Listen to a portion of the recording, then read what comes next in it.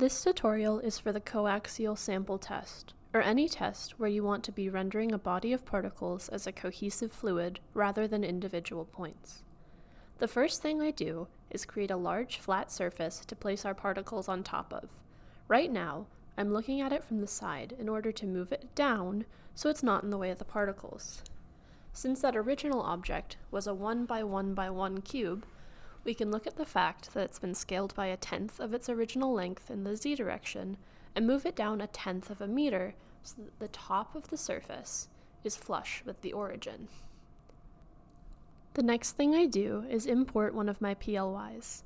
I chose one from the middle because there are going to be more particles, and I have a better idea of what it's going to look like. You might at this point want to name the object test particles or something like that, so that the name is different from the PLYs that you'll be importing when you hit play in your Python script. As you can see, when the file comes in, the physical dimensions are quite small, but we can change those later in Geometry Nodes. The first thing I do in the Geometry Nodes tab is look at the fact that all of the emissions appear to be -0. That's a tip-off that there's a real value there, because Blender will read in 0 values as positive. If you're not sure, you can always compare with what the values are in the original PLY file. As always, we're going to start with a named attribute. After that, just choose emission as the name of your attribute. We're going to pull in a math node and multiply all of our emissions by a really big negative number. Unless you're looking at the original text file, you won't always know right away what the values should be, so it's a bit of guess and check. I also, as always, will hammer in using the random value node when you're just starting off, because you don't need every single particle. This is like in the previous video when we talked about how to filter out a fraction of your particles. As always, you want to be setting both the random value node and the comparison node to be integers instead of floats, because floats take up unnecessary processing power and are all around not as helpful. Since our object is so small compared to our platform, we're also going to pull in another named attribute node so that we can alter the position coordinates. We're going to do a vector math node, and we're going to multiply, not add, as you can see I made a mistake, each value by a specified number. In this case, I chose to multiply the x direction by 10 and the y direction by 40. This is a very long and flat simulation at true scale, and I wanted to make use of the aspect ratio that computers typically have. And to do that, I stretched the simulation in the y direction. First, we're going to work on making the liquid part of this render. It's very important to save the file before you do anything with volumes because they're quite resource intensive.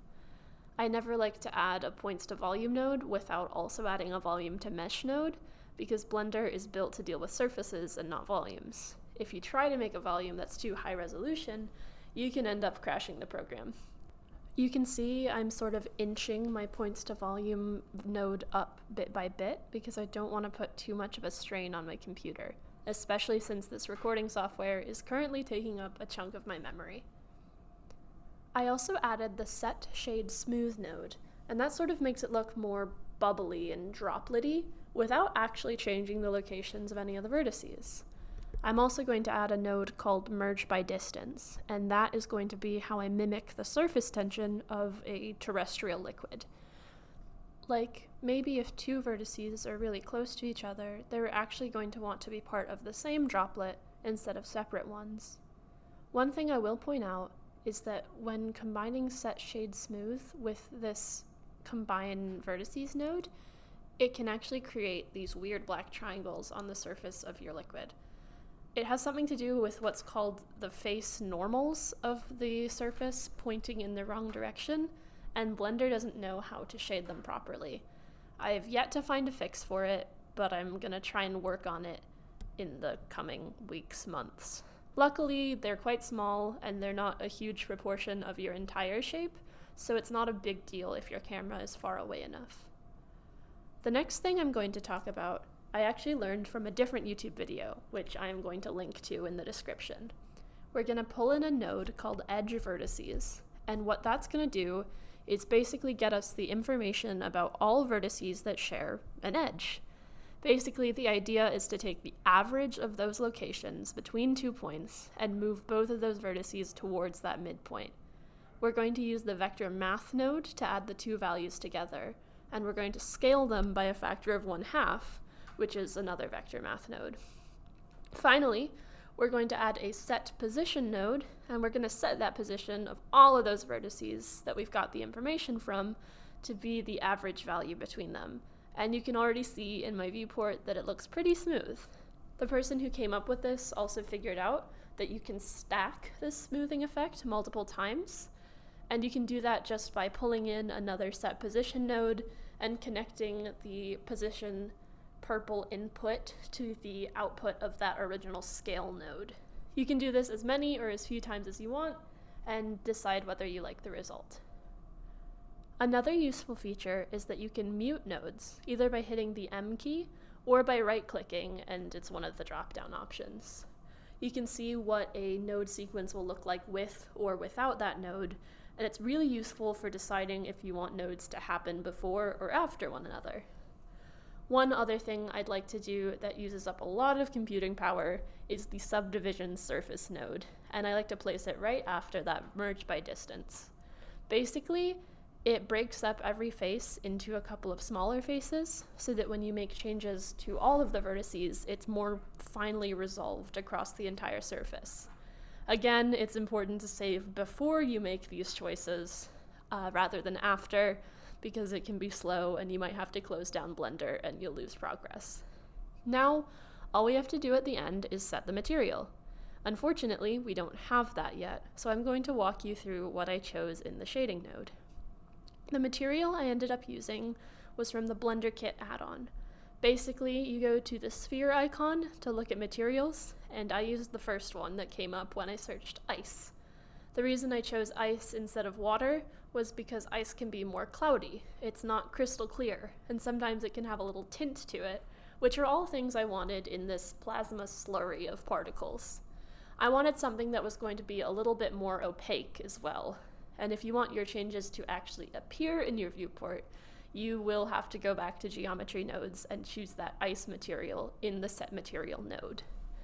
Then if we go back to the shading node, we can look at all the material previews and our changes will start to appear.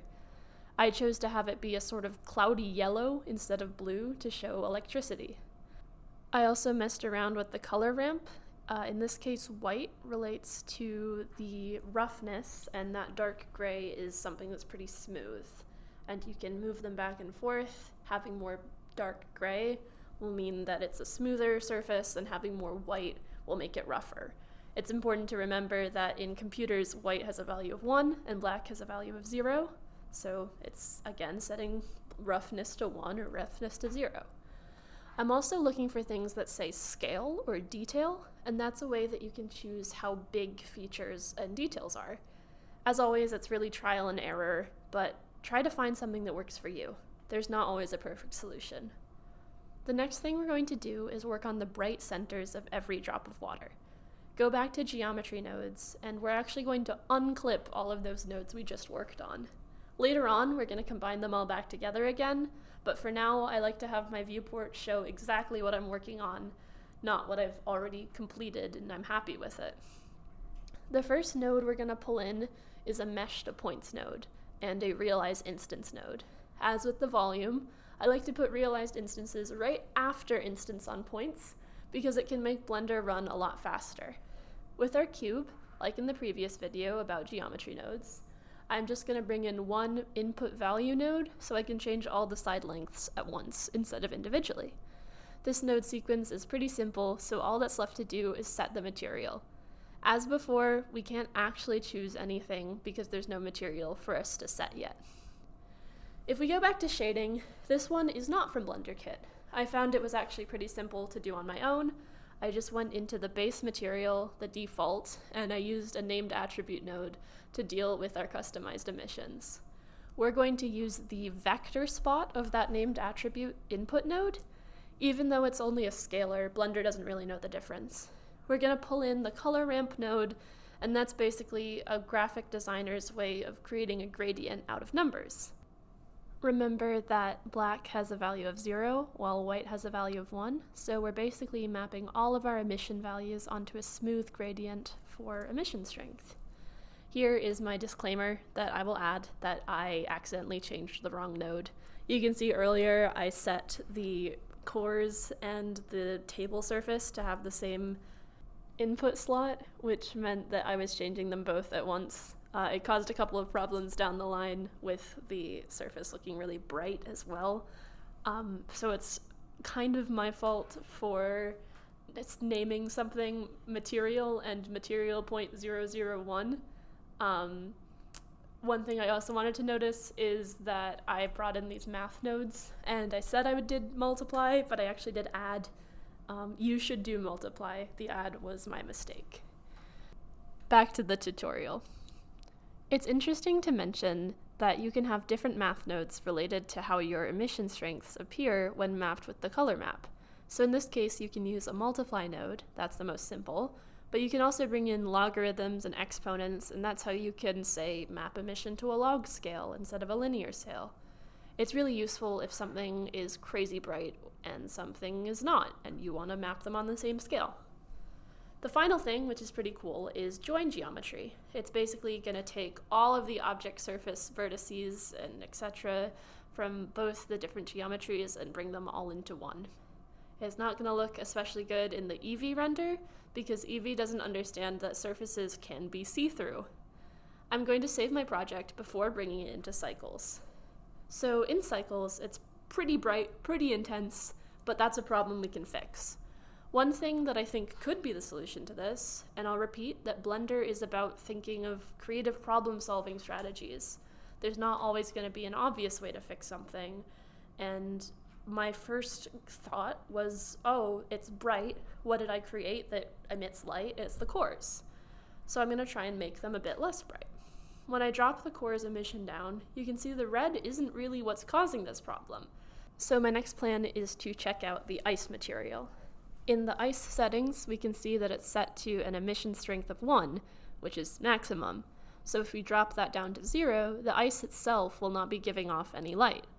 Another thing I did was to drop the brightness of the color of the fluid to make it a little less luminescent.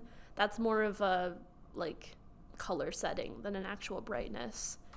Another thing is that you can choose a different material for the background, other than the basic, but that can mess with your previous settings as well. Maybe it was reflecting more before and now it's absorbing all light. I'm not going to explain everything that I'm doing right now, toying around, but I really just recommend playing around with Blender on your own and picking up, favorites that you always come back to or solutions that will often be what you try first. The one other thing I wanted to do was show you something that involves the actual use of a color ramp, which is to set gradients between different colors with RGB coordinates. Just like how we wanted particles with high emissions to glow brightly and with low emissions to be dim, I'd like to add in a feature where we can have really bright particles glow with a white hot glow, and the dimmer particles are more red. As a result, we get this really cool effect where the liquid itself is color-coded to our particle energy. The final thing I do before starting my Python script is to rename the object away from its default name so that when we bring in the new objects, they won't overwrite with parentheses copy and parentheses, or I think Blender will add a 0.001 to the end of the file name. Right here, I'm just doing some checks to make sure the script is going to run properly, making sure to save before I hit go so I can pick up where I left off if something goes wrong. And you've already seen how to run scripts before and how to set a camera location and how to stitch animations together, so I will leave the rest to you. Bye!